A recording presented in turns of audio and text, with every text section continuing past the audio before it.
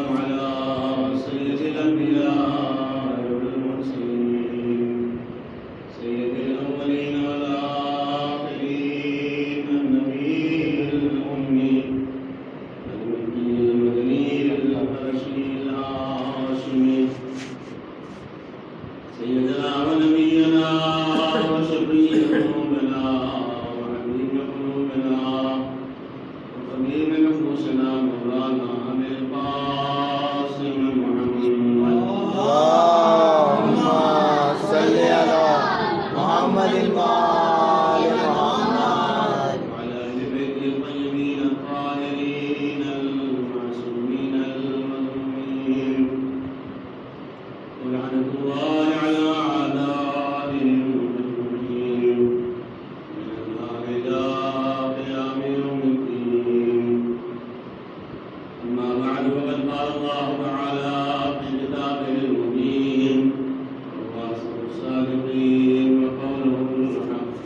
بسم الله الرحمن الرحيم والعصر إن الإنسان لفي خسر إلا الذين آمنوا وعملوا الصالحات وتواصوا بالحق وتواصوا بالصبر.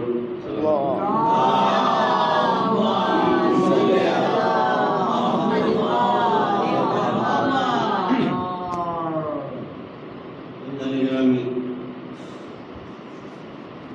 سورہ مبارکہ کی تلاوت کا شرف حاصل کیا گیا. مسلسل آپ کی خدمت میں اسی سورہ مبارکہ کے ذہن میں خسارے سے بچے کے عنوان سے گفتگو ہو رہی ہے اور آپ کی خدمت میں کچھ گزارشات کچھ باتیں آج بھی اسی عنوان کے تحت پیش کرنے کی سعادت حاصل کروں گا. یہ عزاداری جو ہے وہ ظاہر ہے کہ رسم و رواج نہیں ہے. یہ عزاداری تہوار نہیں ہے, محرم تہوار نہیں ہے جیسا کہ عام طور پر لوگ سمجھتے ہیں, بلکہ یہ عزاداری جو ہے وہ اسلام کو سمجھنے کا اور اسلام کو اپنے اندر اتارنے کا ایک ذریعہ ہے. سال بھر میں ایک بار یہ موقع آتا ہے کہ جب ہم اپنے عقیدے کو اپنے ایمان کو تازہ کرتے ہیں, اور اس کو یوں کہا جائے کہ عزاداری جو ہے وہ ایک کیپسول کی طرح ہے. کیپسول کیا ہوتا ہے؟ وہ کڑوی دوائیں جو قلب سے نیچے نہیں اترتی, اس کو سائنسدانوں نے کیپسول میں ڈال دیا. اب وہ کیپسول حلق سے اتارنے میں مشکل نہیں ہوتی ہے, وہ کڑوی دوا اندر چلی جاتی ہے اور فائدہ دلاتی ہے. تو یہ عزاداری وہ ہے کہ جو ایک کیپسول کی طرح ہے جس میں اسلام کے سارے احکامات بند ہیں, اور اس کو اگر کوئی گلے سے اتار لیتا ہے, حلق سے اتر جاتا ہے, تو یقیناً بڑا فائدہ کرتا ہے. اب آپ غور کریں کہ یہ عزاداری وہ ہے کہ غیر مسلمان کے اگر حلق سے اتر جاتی ہے, تو اگر کسی مسلمان کے حلق سے نہ اترے تو کیپسول میں خرابی نہیں ہے, گلے میں خرابی ہے. گلے میں خرابی ہے, کیپسول میں خرابی نہیں ہے.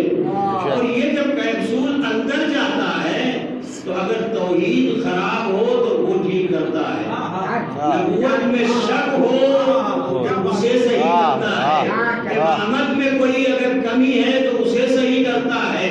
اور یہ کیپسول جب مشرک و کافر کے گلے سے اتر جاتا ہے, حلق سے نیچے اتر جاتا ہے عزیزوں, تو نتیجہ یہ ہوتا ہے کہ وہ اس در پہ آ کر کے عقیدت سے اپنے سر کو جھکا دیتے ہیں.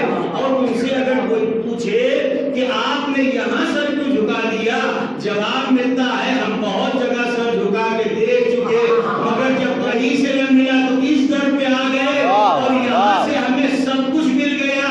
تو یہ جملہ کہوں جس کی اللہ سب سے زیادہ سنتا ہے, یہ وہی در ہے کہ جس میں اللہ سب سے زیادہ سنتا ہے.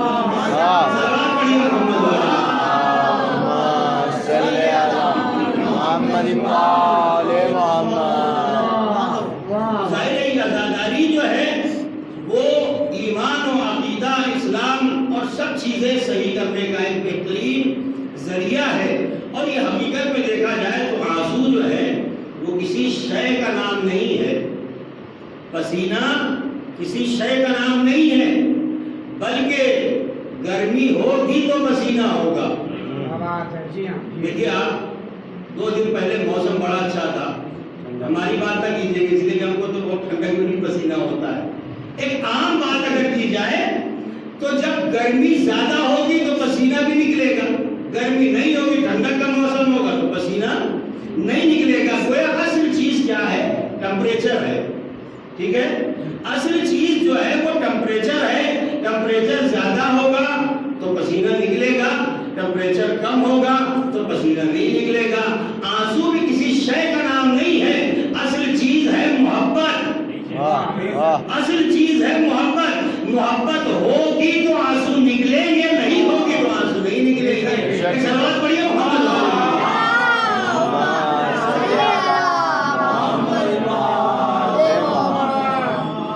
تو ظاہر یہ وہ چیزیں ہیں کہ جو بالکل سامنے کی ہے، سمجھنے والی چیزیں ہیں.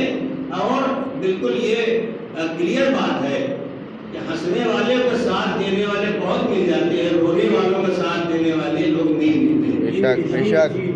اور رونے والوں میں اگر کوئی ساتھ دیتا ہے تو جس کا تعلق ہوتا ہے وہی ہوتا ہے، غیر نہیں ہوتا. آپ کسی بھی جگہ سے گزریے، اگر رونے کی آواز ہے تو بیٹھ کر رونے نہیں لگیں گے، لیکن اگر وہاں سے آپ کا تعلق ہے، کوئی رشتہ ہے تو یقیناً آپ جائیں گے، شامل بھی ہوں گے، آنکھوں سے آنسو بھی نکلیں گے. اس کا مطلب یہ ہے کہ جس سے تعلق ہوتا ہے جب اس کے غم کو سنتا ہے تو آنکھوں سے بے ساختہ آنسو نکلنے لگتے ہیں. ہم حسین سے محبت کرتے ہیں، رسول سے محبت کرتے ہیں، جیسے ہی حسین کے غم کا تذکرہ ہوتا ہے ہماری آنکھوں سے آنسو نکلنے لگتے ہیں. صلوات پڑھیے محمد صلی اللہ محمد.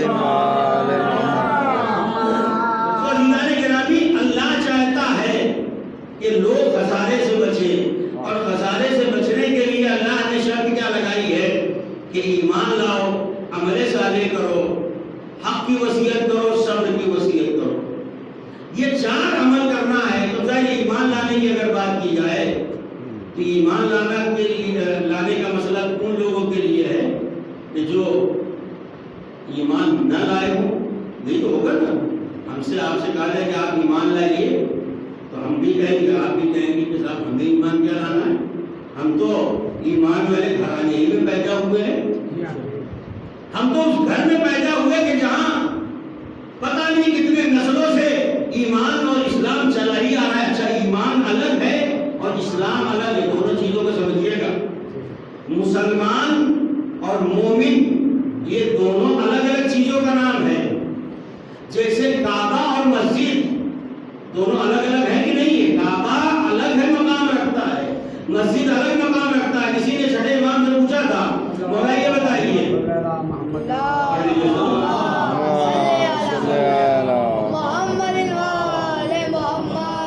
مولا بتائیے مسلمان کسے کہتے ہیں، مومن کسے کہتے ہیں؟ امام نے فرمایا جیسے کعبہ ہے اور مسجد ہے، مومن کعبے کے جیسا ہے، مسلمان مسجد کے جیسا ہے. کعبے کی عظمت اور ہے، مسجد کی عظمت اور ہے. مسجد جو ہے وہ کعبے کی شبیہ بنائی گئی ہے. اللہ کا گھر وہ ہے تو ہم ہر گھر میں تو کعبہ نہیں بن سکتا، ہر گلی محلے میں خانہ کعبہ نہیں بن سکتا ہے، لیکن مسجد بنائی گئی. جیسے امام بارگاہ جو ہے وہ شبیہ بنائی گئی امام حسین کے حرم کی، امام حسین کے روضے کی، جو ہر گھر میں بنائی جاتی ہے تاکہ اس کی برکت حاصل ہو. اسی طریقے سے تو اب اللہ چاہتا ہے کہ ایمان لاؤ، تب جا کر کے تم خسارے سے بچو گے. ایمان تو ہم سب کے پاس میں ہے. دوسرا کام کیا کرنا ہے؟ عمل صالح کرنا ہے. کیا صرف نماز پڑھنا عمل صالح ہے؟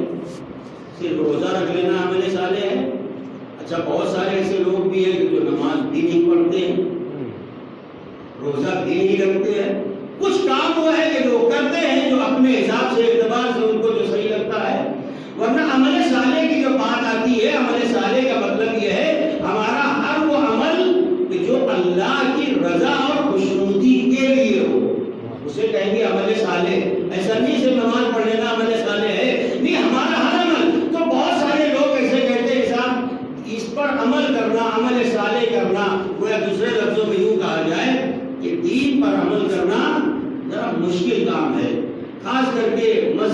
پابندی کرنا، احکام کی پابندی کرنا، شریعت کی پابندی کرنا، تو یہ تو ہمارا کام نہیں، یہ تو مولوی ملا کا کام ہے۔ تو مولانا خطیب اعظم صاحب مرحوم فرماتے تھے کہ جب لوگ یہ کہتے ہیں کہ یہ ہر وقت مسجد جانا، ہر وقت جو ہے وہ نماز کے لیے دوڑنا، ہر وقت نیک کام کے لیے دوڑنا، یہ مولوی ملا کا کام ہے، تو جب جنت میں جانے کی بات آئے گی تو یہ کہہ دیجیے گا کہ یہ مولوی ملا کا کام ہے، ہمارا کام نہیں ہے۔ مگر وہاں جانے کے لیے آپ سب سے آگے ہیں، مولوی ملا پیچھے چھوٹ جائے وہ چلے گا، لیکن آپ پہلے آگے جانا چاہتے ہیں، تو اگر وہاں آگے جانا چاہتے ہیں تو یہاں بھی آگے بڑھنے کی کوشش کیجیے۔ اور بہت مسئلہ یہ ہے کہ اگر جوان آگے بڑھتا ہے، بزرگ حضرات تو بڑھتے ہیں، جوانوں کی یہ بات ہے میں تو جوان اگر کبھی کوشش بھی کرتا ہے دینداری کی طرف آگے بڑھنے کی، تو ماں باپ اسے تھوڑا سا کہتے ہیں بیٹا ابھی کہاں تمہاری عمر ہے، جا کر کے مسجد کرو، اللہ اللہ کرو، تھوڑا عمر ہو جانے دو، جب ہم جیسے ریٹائر ہو جائیں گے اس کے بعد تب جانا۔ لیکن میرا عزیزو ایسا نہیں ہے، نماز تو 15 سال پہ واجب ہو گئی لڑکے کے لیے، 9 سال پہ واجب ہو گئی لڑکی کے لیے، تو اس کو عمل تو کرنا ہی پڑے گا۔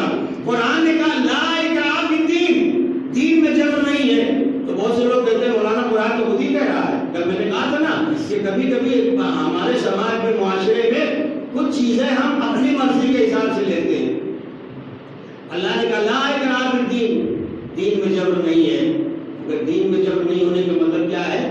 زبردستی کسی کو مسلمان نہیں بنانا ہے، لیکن جب مسلمان بن گیا ہے تو اسے دین کی پابندی تو کرنی ہی پڑے گی، اس میں آپ کو چھوٹ نہیں دی گئی ہے، اختیار نہیں ہے۔ تو اب مسئلہ یہ ہے کہ بہت سارے لوگ کہتے ہیں صاحب ہمارے لیے بڑا مشکل ہے، اور یہ عمل کرنا، وہ عمل کرنا، اس کی پابندی کرنا، اس کی پابندی کرنا۔ حالانکہ ایک مثال اگر دی جائے، ابھی فی الحال کی بات کی جائے، بالکل جو روا صورتحال ہے، سرکار کی طرف سے یہ آرڈر آیا کہ جو ماسک نہیں لگائے گا کم سے کم 200 روپے جرمانہ لگایا جائے گا، ٹھیک ہے؟ سب لوگ لگائے گھوم رہے ہیں کہ نہیں لگائے گھوم رہے ہیں؟ سب کے ساتھ، جس کو سانس لینے میں تکلیف تھی وہ بھی لگائے ہوئے، جس کو نہیں تکلیف تھی وہ بھی لگائے ہوئے۔ کیوں؟ اس لیے کہ اگر نہیں لگائیں گے تو پہلا خطرہ تو یہ ہے کہ ہم سے 200 روپے جرمانہ لیا جائے گا۔ کورونا ہو نہ ہو، خدا نہ خاصہ وہ بات کی بات ہے، لیکن سرکار نے قانون بنایا ہے کہ اگر آپ ماسک نہیں لگائیں گے 200 روپے لیا جائے گا۔ انسان بڑی پابندی سے عمل کر رہا ہے۔ کس نے قانون بنایا؟ سرکار نے بنایا، جس کو ہم نے اور آپ نے منتخب کیا ہے، اس نے اب وہ قانون بنایا، ہم پابندی سے عمل کر رہے ہیں۔ لیکن جب اللہ کوئی قانون بنا کے ہمارے سامنے پیش کرتا ہے، کہتا نہیں کہ صاحب یہ ہم عمل نہیں کر پائیں گے، یعنی اپنے جیسے انسان اگر کوئی قانون بنا دے ہم پابندی سے عمل کرنے کو تیار ہے، لیکن وہ اللہ جو رازق بھی ہے، خالق بھی ہے، ہم کو سب کچھ عطا کر رہا ہے، اگر وہ قانون بنا رہا ہے تو ہم ادھر ادھر کرتے ہیں، دائیں بائیں کرتے ہیں، تو پھر ہمیں سوچنا پڑے گا کہ ہماری نظر میں خدا بڑا ہے یا انسان بڑا ہے۔ غور کریں، ہماری نظر میں انسان بڑا ہے یا خدا بڑا ہے؟ جیسے ہم اس کی پابندی کر سکتے ہیں ویسے دین کی بھی پابندی کر سکتے ہیں۔ اور ایک مسئلہ جو ہے، حالانکہ یہ دور حاضر میں فی الحال کے حالات میں نہ امیر نہ غریب سب ایک جیسے ہیں، سب کے منہ پہ وہ لگائی ہے، لگا ہوا ہے صاحب۔ اب ظاہر ہے دین کا جو مسئلہ آتا ہے وہاں تھوڑا سا فرق ہو جاتا ہے۔ جو بہت پیسے والے ہیں، اللہ نے بہت دیا، تو وہ اگر مسجد کبھی کبھی چلے گئے، مسجد سے مراد یہ نہیں کہ خالی مسجد ہی جائے، آدمی نماز، اگر وہ کبھی کبھی نماز پڑھتے تھے کہ مسجد میں انسان دیکھتا، تو کبھی کبھی نماز پڑھتے ہیں، کبھی کبھی مسجد جاتے ہیں۔ اگر کسی نے پلٹ کے پوچھ لیا صاحب آپ بہت کم دکھائی دیتے ہیں، تو ان کا دفاع دوسرے لوگ کرتے ہیں، ارے صاحب اتنے مصروف آدمی ہیں، عید بقرعید آتے ہیں، یہی کیا کام ہے؟ اور جو بیچارہ غریب آدمی ہے وہ 5 وقت مسجد میں لگا ہوا ہے، 5 وقت کی نماز پڑھ رہا ہے۔ کسی نے کہا رہے صاحب یہ تو 5 وقت آتے ہیں، اب کہنے کہ آتے ہوں گے تو آتے ہوں گے، ان کے پاس بیچارے کام ہی کیا ہے؟ مسجد نہ آئے گے تو کیا ہوگا؟ اب اس کو آپ ذرا آگے میں عرض کرنا چاہتا ہوں، توجہ کریے گا۔ غریب جو ہے وہ 5 وقت نماز پڑھ رہا ہے، ساری پابندیاں کر رہا ہے، یہ سارے امیروں کی بات نہیں، کچھ ایسے ہیں، ایسا نہیں کوئی بات اگر کہی جائے تو وہ سب کے لیے نہیں ہے، اس میں کچھ لوگ ایسے ہوتے ہیں تو اگر مسئلہ یہ ہے کہ جس کو اللہ نے زیادہ دیا ہے وہ نعمت کا شکر کم کر رہا ہے، اور جس کو کم دیا ہے وہ نعمت کا شکر زیادہ کر رہا ہے، کہ نہیں کر رہا ہے؟ جس کو کم دیا وہ زیادہ شکر ادا کر رہا ہے، جس کو زیادہ دیا وہ کم شکر ادا کر رہا ہے۔ تو اللہ نے کیا کہا؟ اللہ نے کہا میرے حبیب، حدیث قدسی ہے، اللہ نے کہا میرے حبیب میرے بندوں سے کہہ دو، بہت توجہ سے سنیے گا، اللہ نے کہا میرے حبیب میرے بندوں سے کہہ دو جو میرے کم دیے ہوئے رزق پہ راضی رہے گا میں اس کی کم عبادت پر بھی راضی ہو جاؤں گا، اس لیے کہ اگر وہ بندہ ہو کر میرے کم پہ راضی ہے، خدا ہو کے اس کے کم پہ راضی کیسے نہیں رہ سکتا؟ صلوات پڑھیے محمد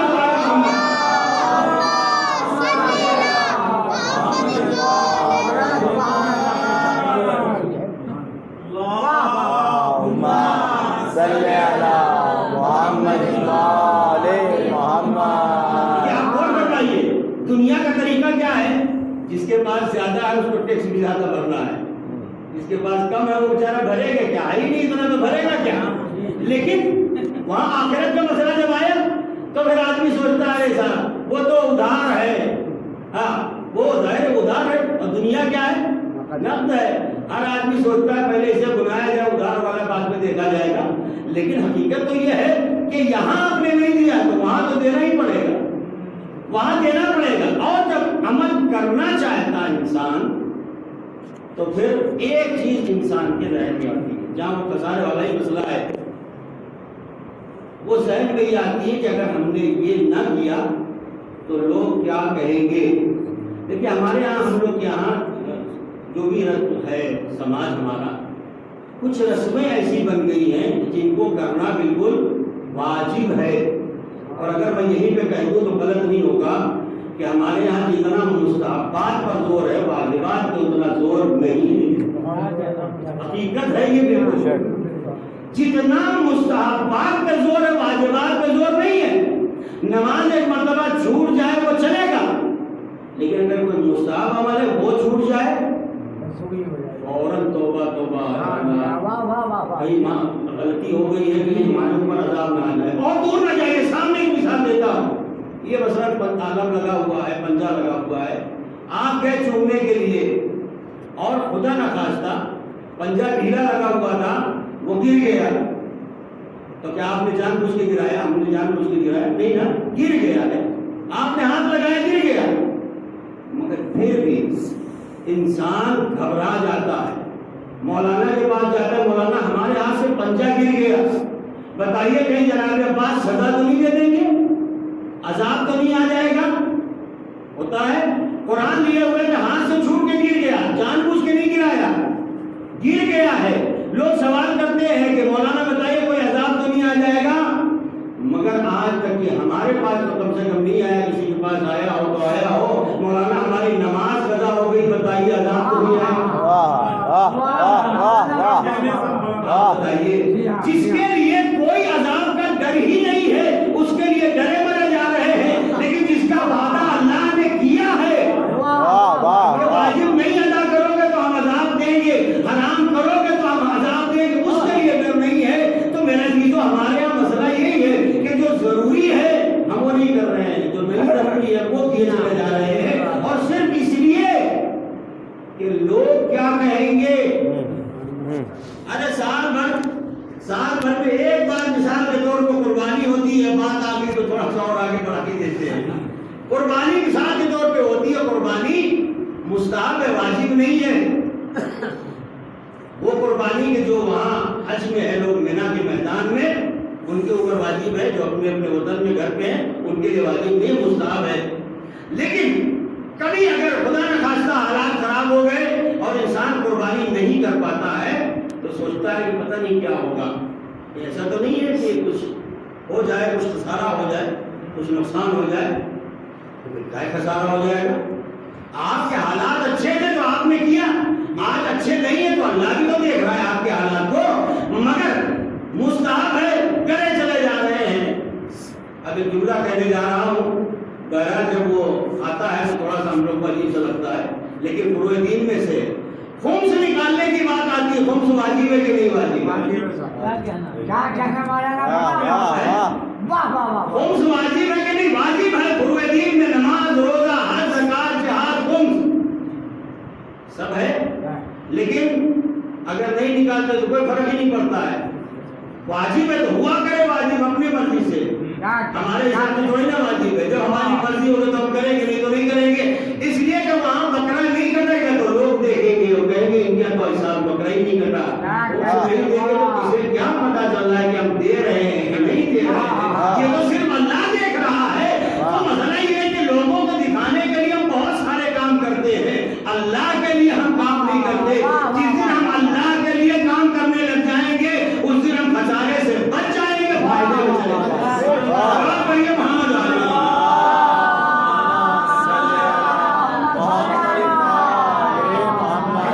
مولائے کائنات۔ اب آپ سنیے کہ ہم جو سوچتے ہیں کہ لوگ کیا کہیں گے یہ ہمارے ذہنوں میں رہتا ہے، لیکن مولائے کائنات جب ظاہری خلافت میں آئے تو مولائے کائنات نے کام یہ کیا کہ جتنے بھی بدکار ظالم گورنر تھے ان کو ایک ساتھ میں سب کو برخاست کر دیا، سب کو معذور کر دیا۔ جو چاہنے والے جو امام کی خدمت میں آئے، مولا ہم آپ سے کچھ کہنا چاہتے ہیں۔ کہو یہ کوئی ظالم کا دربار تھوڑی نہ ہے، یہ تو علی کا دربار ہے، ہاں جو بھی جو کہنا چاہے وہ کہہ سکتا ہے۔ سب نے کہا مولا یہ جو آپ نے کیا ہے کہ سارے گورنروں کو ایک ساتھ برخاست کر دیا، یہ نہ کریے۔ کہا پھر کیا کریں؟ کہا کچھ کو 2-4 کو نکالیے، پھر رہنے دیجیے، پھر 2 مہینہ گزر جائے، پھر 2-4 کو نکالیے۔ کہا اس سے کیا ہوگا؟ کہا اگر آپ ایسا نہ کریں گے تو آپ کی حکومت چلی جائے گی۔ اور کر رہے ہیں، اگر آپ ایسا نہیں کریں گے تو حکومت آپ کی چلی جائے گی اور لوگ کہیں گے کہ علی نے آتے ہی ساتھ سب کو برخاست کر دیا۔ امام نے فرمایا نہ میں کسی ظالم کو ساتھی بنا سکتا ہوں اور نہ کسی ظالم کا ساتھ دے سکتا ہوں۔ کہ مولائے کائنات کا نظریہ کیا ہے؟ نہ میں ایک لمحے کے لیے ظلم کا ساتھ دے سکتا ہوں، نہ ظالم کو ساتھی بنا سکتا ہوں۔ مولائے کائنات نے فرمایا تمہیں یہ لگتا ہے کہ اگر میں نے سب کو ایک ساتھ برخاست کر دیا تو لوگ کیا کہیں گے، لیکن مجھے لوگوں کی پرواہ نہیں ہے، اس لیے کہ لوگوں نے مجھے امام نہیں بنایا۔ کہیے گا لوگوں نے مجھے امام نہیں بنایا ہے، یہ تمہارے ذہن میں ہو تو ہو، لیکن مجھے اس بات کی پرواہ نہیں ہے کہ لوگ کیا کہیں گے، مجھے اس بات کی پرواہ ہے کہ جس نے مجھے امام بنایا ہے وہ کیا چاہتا ہے۔ لہٰذا وہ جو چاہتا ہے ہم وہ کریں گے، جو عوام چاہتی ہے ہم وہ نہیں کریں گے۔ مثال کے طور پہ اگر کوئی شخص مجلس سے نکلے اور جوتی پھٹ جائے، اور ظاہر ہے کہ جب چلتا ہے تو آواز آتی ہے، تو کیا ہوتا ہے؟ آدمی چاروں طرف دیکھتا ہے، ادھر ادھر کوئی دیکھ تو نہیں رہا ہے، نہیں دیکھے۔ اگر کوئی دیکھ رہا ہو، ہمارے ذہن میں یہ ہوتا ہے کہ لوگ دیکھیں تو کیا کہیں گے، مولانا ہو کر کے پھٹی جوتی اور پہلے چلے جا رہے ہیں، لہٰذا ہم ادھر ادھر دیکھتے ہیں۔ مولائے کائنات کا عالم یہ ہے کہ اپنی پھٹی ہوئی جوتی کو اپنے ہاتھ سے سل رہے ہیں، اور 1-2 بار نہیں، اب اس جوتی کی یہ حالت ہو گئی ہے کہ کہیں سے اس میں ٹانکا نہیں لگ پا رہا ہے، سلائی کر رہے ہیں اپنے ہاتھ سے۔ اللہ اکبر! آپ سوچئے وہ علی کہ جو کونین کا مالک ہے، جو کائنات کا حاکم ہے، جو دلوں کا حاکم ہے، جو دلوں کا بادشاہ ہے، جو کوثر کا مالک ہے، جو جنت کا مالک ہے، جو حوروں کا مالک ہے، وہ علی اپنے ہاتھوں سے جوتیوں کو سل رہا ہے۔ اور مولا بتا رہے ہیں کہ جس دن تمہارے ذہن سے یہ بات نکل جائے گی کہ لوگ کیا کہیں گے، اس دن سب آسان ہو جائے گا، اس دن دین پر عمل کرنا مشکل نہیں رہتا۔ مولا نے ابن عباس بیٹھے ہوئے تو پوچھا، ابن عباس یہ بتاؤ اگر اس جوتی کو بازار میں لے جا کر کے بیچا جائے تو اس کی کیا قیمت ملے گی؟ ابن عباس خاموش، کچھ نہیں بولے۔ مولا نے پوچھا ابن عباس تم نے جواب نہیں دیا، میں نے تم سے پوچھا کہ اگر اس جوتی کو بازار میں بیچا جائے تو کیا قیمت لگے گی؟ کچھ نہیں بولے۔ تیسری بار مولا نے فرمایا ابن عباس جواب تو دو۔ ابن عباس نے کہا مولا اس کی کوئی قیمت نہیں لگے گی، اس لیے کہ اتنی خستہ ہو چکی ہے یہ جوتی کہ اس کی کوئی قیمت نہیں ہے.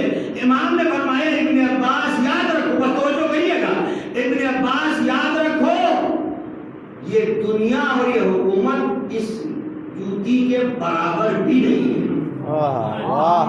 یہ حکومت اس جوتی کے برابر کے لیے نہیں سمجھتا.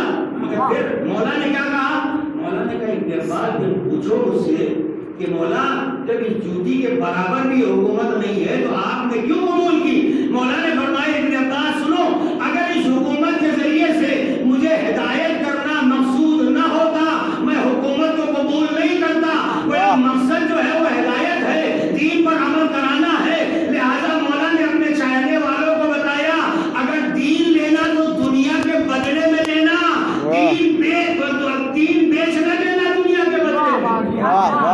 دنیا کے بدلے میں دین بیچ نہ دینا. تمہارے لیے دین آسان ہو جائے گا، دین پر عمل کرنا آسان ہو جائے گا، خسارے سے بچ جاؤ گے اور فائدہ ہی فائدہ رہے گا. میرے عزیزو اسی لیے مورخین لکھتے ہیں کہ مولا کائنات نے جو حکومت کی، اپنے دور حکومت میں مولا کائنات نے ایسا نظریہ پیش کیا اور ایسی حکومت کی کہ نہ کوئی بھوکا رہا، نہ کوئی بے لباس رہا اور نہ کوئی بے مکان رہا. آج دنیا کی حکومتوں کا یہی تین مدعا ہے کہ کوئی بے لباس نہ رہے، کوئی بے مکان نہ رہے اور کوئی بھوکا نہ رہے. مولا کائنات کی جو حکومت رہی مولا نے کسی کو نہ بھوکا رہنے دیا. ارے بتاؤ، ممبر کوفہ سے مولا نے خود پوچھا تھا بتاؤ آج میری حکومت میں کوئی بھوکا ہے؟ کہا نہیں آدمی. کوئی بے لباس؟ کہا نہیں. کوئی بے مکان؟ کہا نہیں. ایسی حکومت اگر ہو تو پھر کیا کہیں گے؟ یعنی وہ جو ہے نظریہ جو مولا کائنات نے دیا. حالانکہ جب یہ سوال مولا نے کیا تھا تو ایک مرتبہ ایک شام کا رہنے والا آیا مولا کے پاس اور کہا یا علی آپ نے سب کو رزق دے دیا ہے، سب کا پیٹ بھرا ہوا ہے. مولا نے کہا ہاں بھرا ہوا ہے، ساری مخلوقات کا.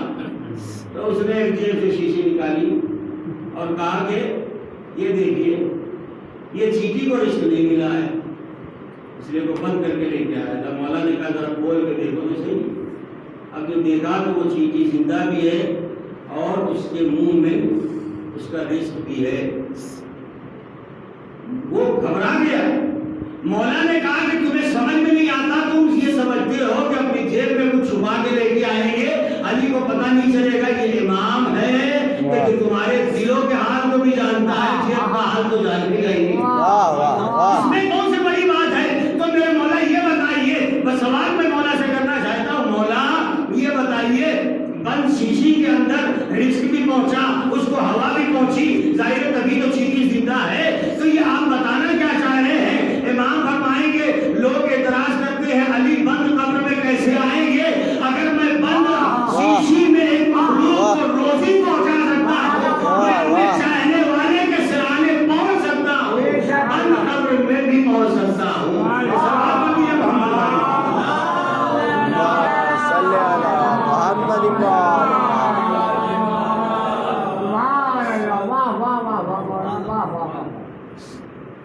کائنات نے ایسی حکومت دی. اچھا اب مسئلہ یہ ہے کہ جو دین ہم تک اور آپ تک پہنچا، اس دین میں جو اختلاف ہوا وہ نبی کے زمانے میں ہوا یا نبی کے بعد ہوا؟ آج بہت سارے اختلافات ہیں، وضو کیسے کیا جائے، نماز کیسے پڑھی جائے، یہ سارے اختلافات ہیں. یہ اختلاف کیسے ہوا؟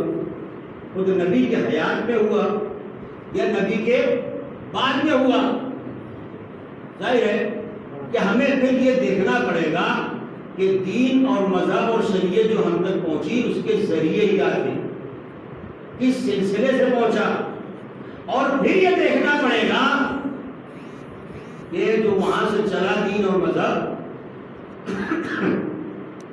تو اس ذریعے میں اور سلسلے میں کوئی خرابی ہوئی یا ہمارے سمجھنے میں غلطی ہوئی.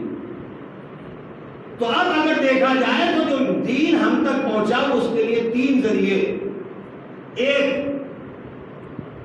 ازواج، دوسرے اصحاب اور تیسرے اہل بیت. اصحاب، ازواج اور اہل بیت، ان تین ذریعوں سے دین ہم تک پہنچا ہے. اس کے علاوہ کوئی چوتھا طریقہ نہیں ہے، کوئی چوتھا ذریعہ نہیں ہے. جو مورخ رہے ہیں وہ بھی انہوں نے اصحاب سے ہی نقل کیا ہے، ازواج سے نقل کیا ہے، آل محمد سے نقل کیا ہے. کوئی اور ذریعہ نہیں ہے، تین ذریعہ، اصحاب، ازواج اور آل محمد. تو اب اگر دیکھا جائے اصحاب سے جو دین ملا، اصحاب کی منزل وہ ہے کہ نبی کے ساتھ ہر جگہ ہیں، بزم میں بھی ہے، رزم میں بھی ہے، جنگ میں بھی ہے، مسجد میں بھی، ہر جگہ ہے. مگر جب نبی اپنے در پہ آئے تو اب جہاں ڈیوڑی آئی ہے رسول کی، یہاں اصحاب کی منزل ختم ہو گئی.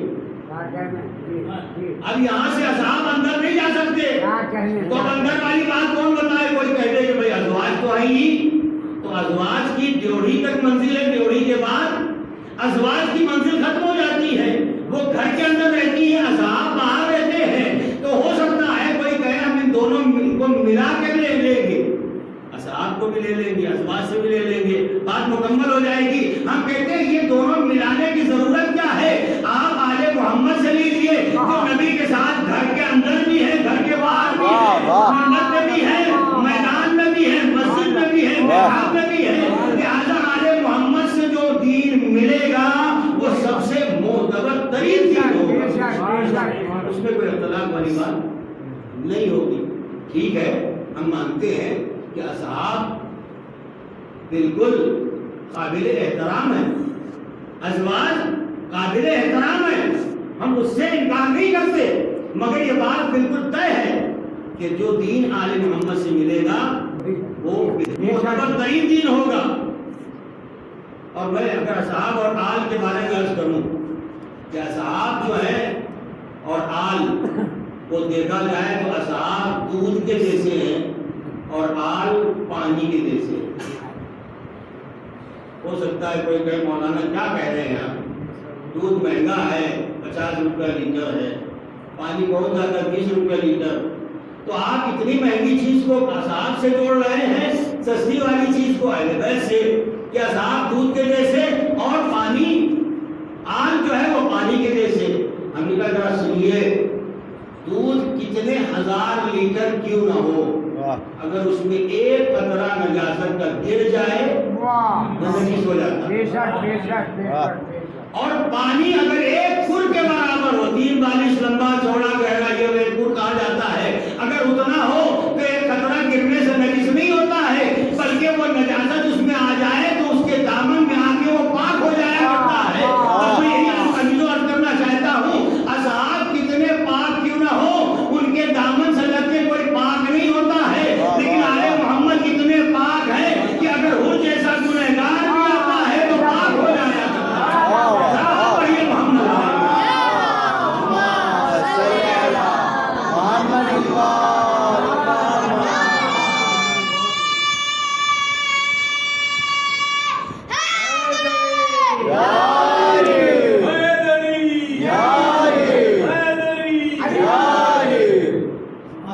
جناب احمد ابن حنبل یعنی حنبل کے بیٹے احمد، انہوں نے ایک مرتبہ اپنے باپ سے کہا بابا آپ مجھے اصحاب کے نام لکھوائیے.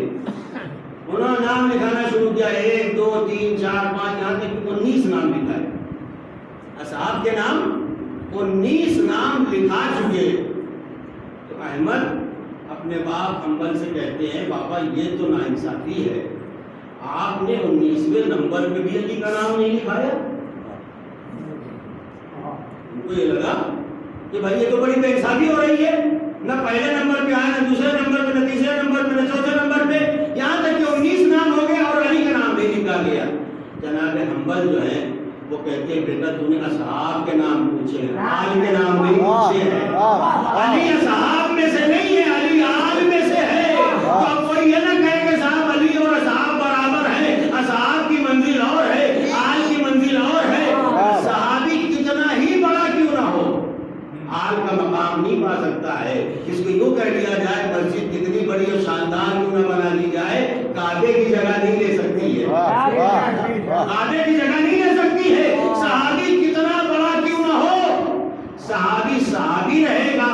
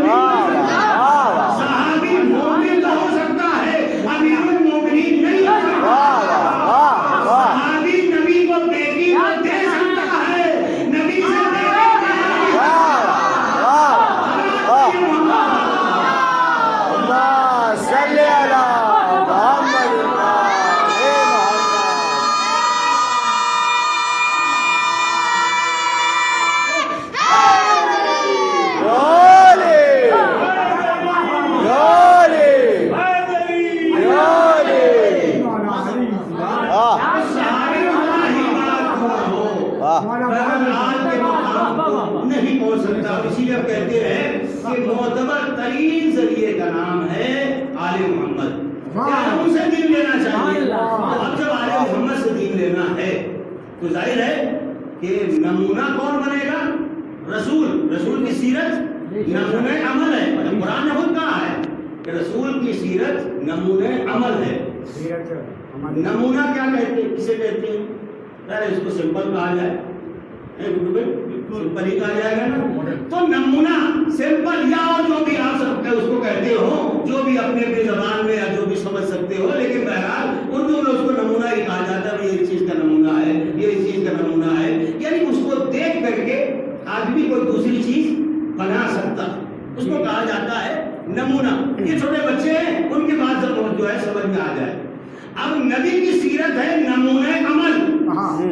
تو بھیا جتنا عمل نبی کی سیرت سے ملے گا وہی اللہ قبول کرے گا. جو آپ کا نمونہ عمل سے نہیں ملے گا, اس نمونے سے نہیں ملے گا, وہ آپ کیسے امید کر سکتے ہیں؟ اس لیے کہ جو بیوپاری ہوتے ہیں ان کا کام یہی ہوتا ہے کہ وہ ایک نمونہ دکھاتے ہیں کہ آپ صاحب اس کو دیکھ کر کے مال بنائیے گا. اگر آپ نے اس کے مطابق مال نہیں بنایا ہے ریجیکٹ ہو جائے گا. تو آپ کیسے امید کرتے ہیں کہ جو نمونہ اللہ نے بھیجا ہے آپ کچھ اور کرتے چلے جائیے, نمونے کے مطابق نہ ہو, آپ کا کام کیسے قبول ہوگا؟ اللہ نے کہا ہم نے اپنے نبی کو نمونہ عمل بنایا اور تمہاری زندگی ہے کچا مال.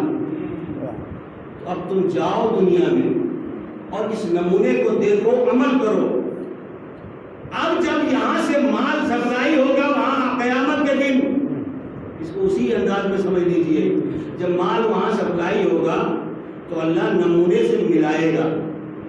اگر مل گیا تو گوشت کولڈ اسٹوریج میں ڈال دیا جائے گا, نہیں ملے گا تو بھٹی میں ڈال دیا جائے گا. کولڈ اسٹوریج کا نام ہے جنت اور بھٹی کا نام ہے جہنم. تو اب ظاہر ہے کہ یہ چیزیں میرے سمجھ میں تو خالی کتابوں سے آئی ہے. جو لوگ اس کو کرتے ہیں وہ تجربے کار لوگ ہوتے ہیں. آپ کو اندازہ ہو سکتا ہے جو کاروبار لوگ جو کرتے ہیں, ابھی اس وقت ہمارا خیال ہے کہ ایکسپورٹ کا جو کام ہو رہا ہے, تو ظاہر آپ اس کو بہتر سمجھ سکتے ہیں. جو ہوشیار بیوپاری ہوتے ہیں وہ دو نمونے بنواتے ہیں. ایک سے آپ مال بنائیے اور ایک پہ سگنیچر کر کے ہمیں دیجئے, ہم اپنے پاس رکھیں گے. مال بنائیے اس نمونے سے, ملائیں گے ہم اس نمونے سے. بہت غور کیجیے گا, مال بناؤ اس نمونے سے, ملائیں گے ہم اس نمونے سے. اللہ نے کہا ہم نے محمد کو نمونہ بنا کر کے بھیجا ہے اور اللہ نے ایک ہی نور سے دو ٹکڑے کیے, ایک نبی بنایا ایک ولی بنایا. اللہ نے کہا مال بناؤ نبی کے نمونے سے, ملائیں گے علی کے نمونے سے. اور اللہ نے یہ سوچا بھائی دیکھیے نمونے بدل بھی تو جاتے ہیں. اللہ نے کہا ہم ایک نمونہ اپنے گھر میں بھیجیں گے جو تم بدل ہی نہیں سکتے ہو.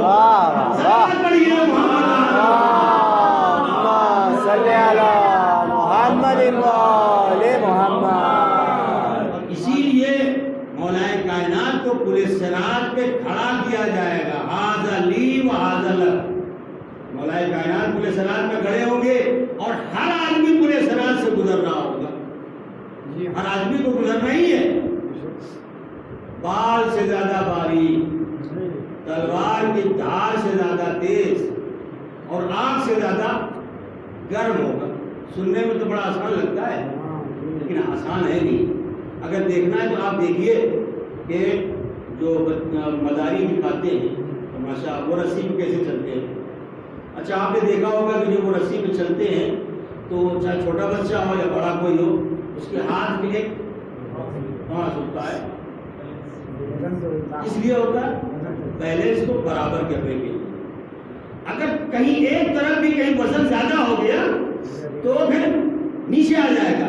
نبی نے بھی یہی سوچ کر کے امت کو دو چیزیں دی, ایک قرآن دوسرے کی طرف.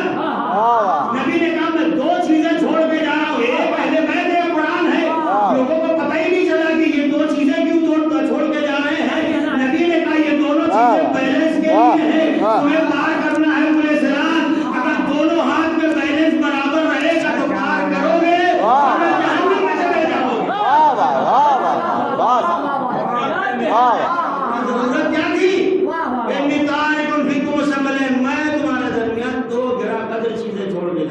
دو ہم وزن چیزیں، ثقلین دو ہم وزن چیزیں، دونوں برابر بات آ گئی ہے تو ایک جملہ اور اسی کے مناسبت سے کہہ دوں، دو چیزیں چھوڑ کے جا رہا ہوں۔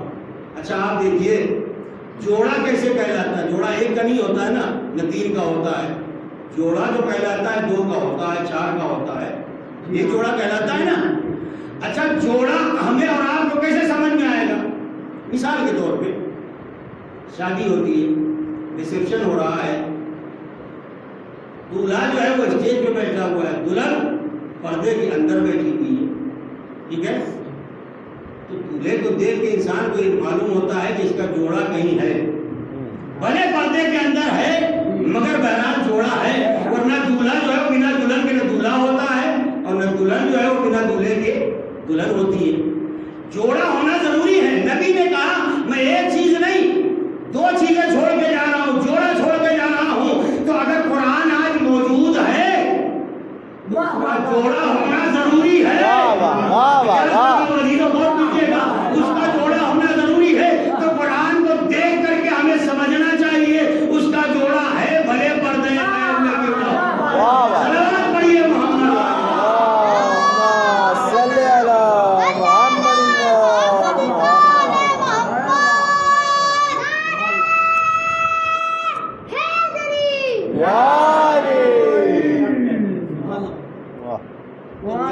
دو چیزیں چھوڑی، ایک قرآن دوسرے اہل بیت، تاکہ دین کا جو ہے بیلنس وہ برابر رہے۔ اگر ہمارے لیے قرآن کافی ہے، بیلنس برابر نہیں رہے گا۔ اگر کوئی کہتے کہ نہیں ہمیں صرف اہل بیت کافی ہے تو بھی بیلنس برابر نہیں رہے گا۔ دونوں چیزوں کا ساتھ میں ہونا ضروری ہے۔ یہی وجہ ہے کہ آپ دیکھیں جنہوں نے صرف کتاب کو لے لیا، معلم کتاب کو چھوڑ دیا، ان کا انجام آپ دیکھیے، وہ خسارے ہی میں رہے، فائدے میں نہیں جا سکے، اس لیے کہ انہوں نے معلم قرآن کو نہیں لیا، محافظ قرآن کو نہیں لیا۔ دین لانا پیغمبر کا کام تھا، حفاظت کرنا ائمہ کا کام۔ ظاہر ہے کہ جو کربلا کا پورا واقعہ پیش آیا وہ یہی تو ہے کہ ادھر صرف کتاب لی گئی، اہل بیت کو نہیں لیا گیا، اطرت کو نہیں لیا گیا، لہذا وہ خسارے میں۔ لیکن جنہوں نے کتاب کو بھی لیا، اہل بیت کو بھی لیا، ان کے سامنے شہادت کا پورا منظر ہے، مگر اس کے باوجود بھی انہیں کوئی گھبراہٹ نہیں ہے، اس لیے کہ انہیں معلوم ہے کہ ہم خسارے میں نہیں ہیں، ہم فائدے میں جا رہے ہیں۔ بھلے ہم مر جائیں گے، ہم شہید ہو جائیں گے، مگر ہم نقصان میں نہیں رہیں گے، اس لیے کہ دنیاوی نقصان بہت کم ہے، اخروی نقصان بہرحال زیادہ ہے۔ ارباب عذاب 7 محرم ہو گئی، اور جیسے جیسے تاریخیں گزرتی جا رہی ہیں ویسے ویسے ہمارے پاس وقت کم ہوتا چلا جا رہا ہے غصہ پیش کرنے کا، ماتم کرنے کا اور آنسو بہانے کا۔ بہت سے ایسے لوگ جو گزشتہ سال تھے اس سال محرم میں نہیں ہیں، کیا معلوم ہم اگلے سال رہیں کہ نہ رہیں۔ اس وقت کو ہم غنیمت سمجھے۔ اے فاطمہ کے لال، آپ ہمارے مہمان ہیں، مولا ہم آپ کی خدمت کرنا چاہتے ہیں۔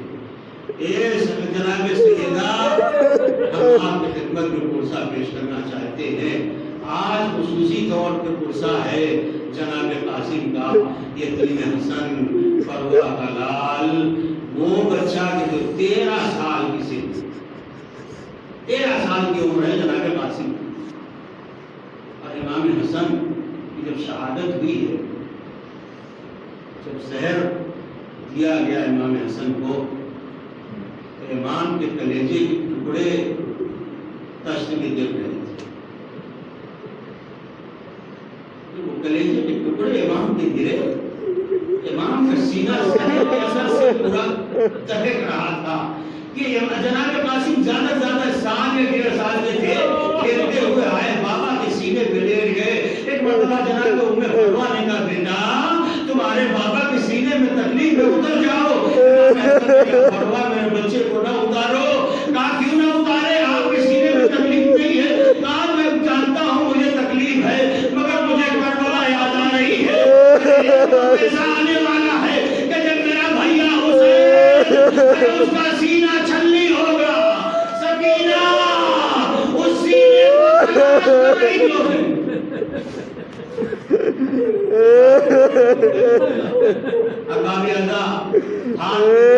कष्ट में जो कलेजे के टुकड़े हो रहे थे, जब जनाबे ज़ैनब आई है, एक मर्तबा इमाम हसन ने इमाम हुसैन से कहा, भैया हुसैन ये जरा टुकड़े हटा दो, मेरी बहन देख ना पाएगी। इमाम हसन चाहते थे कि मेरी बहन देख रही, जब नहीं इमाम हुसैन ने कहा भैया अभी कलेजे के टुकड़े बहन के सामने से हटवा रहे हो।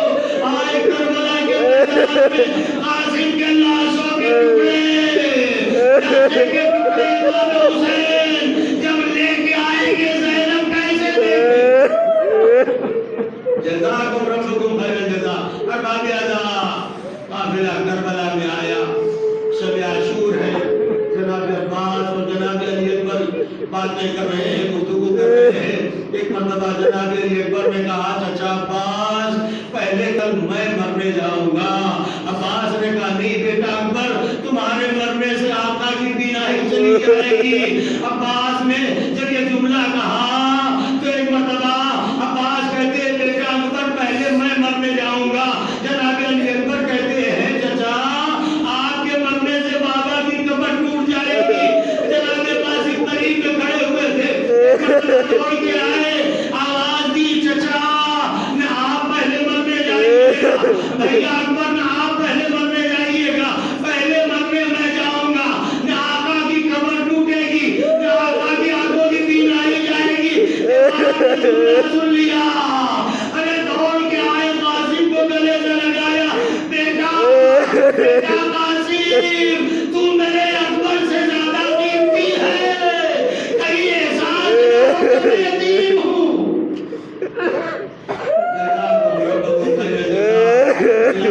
कोई गम न दे सिवाय गम अहले बैत के। हाँ बाबे आज़ाद सुबह आशूर में मुदार हुई। जनाब कासिम आते हैं और कहते हैं चचा मुझे मरने की इजाजत दीजिए। हुसैन कहते हैं बेटा कासिम तुम मेरे भाई की निशानी हो, मैं तुम्हें मरने की इजाजत कैसे दे दूं। एक मर्तबा जनाब कासिम आए, खैमे के एक गोशे में बैठ के रोना शुरू कर दिया। जनाब उम्मे फरवा के तक आवाज आई, महसूस हुआ मेरा बच्चा रो रहा है। दौड़ के आई, कासिम रो क्यों रहे हो। कहा चचा इजाजत नहीं दे रहे हैं। कहा बेटा कासिम तुम्हारे बाबा के जब आखिरी वक्त था उन्होंने एक तावीज तुम्हारे बाजू में बांधा था, तो बेटा जरा उस तावीज को खोलो। इमाम हसन ने फरमाया था जब बहुत सख्त मुसीबत का वक्त आ जाए ये तावीज खोल के पढ़ लेना। इमाम हसन के जो तावीज था जनाब कासिम ने पढ़ा लिखा था, ए मेरे बेटे कासिम जब मेरा भैया करबला में तन्हा खड़ा हो अपनी जान कुर्बान कर देना, तो खत लेकर के आए चाचा। एक ये बाबा ने क्या लिखा है, एक मर्तबा हुसैन ने कासिम को गले से लगाया, चाचा भतीजे इतना रोए कि दोनों गश खा के गिर पड़े।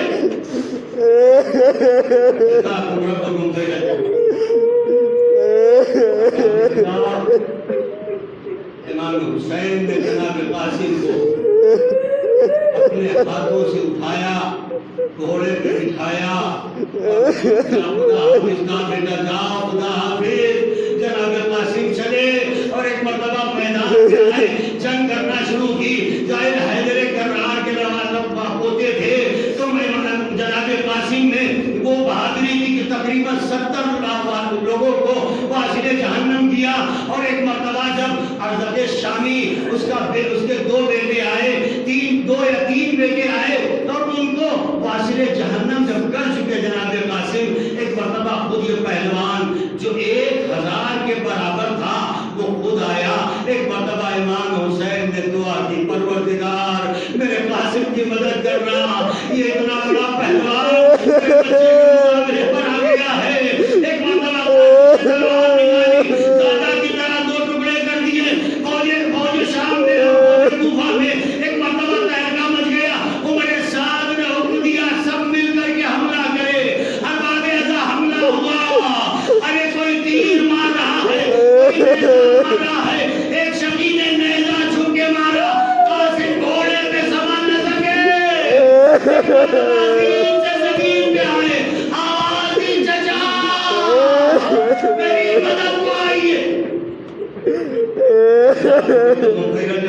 ایک طرف سے امام حسین بڑھے، ایک طرف سے جناب عباس بڑھے۔ ارباب اعظم مقاتل لکھتے ہیں کہ جیسے ہی جناب عباس بڑھے، امام حسین بڑھے، فوجوں میں بھگدڑ مچ گئی، قاسم کا لاش آباد ہو گیا۔ امام زمانہ فرماتے ہیں حسین پر جس کے دائیں طرف کی پسلیاں بائیں طرف ہو گئی، امام حسین آئے، لاش کے ٹکڑے چنے، کبھی یہاں ایک مرتبہ ندا میں رکھا، صدر خیمہ میں آئے،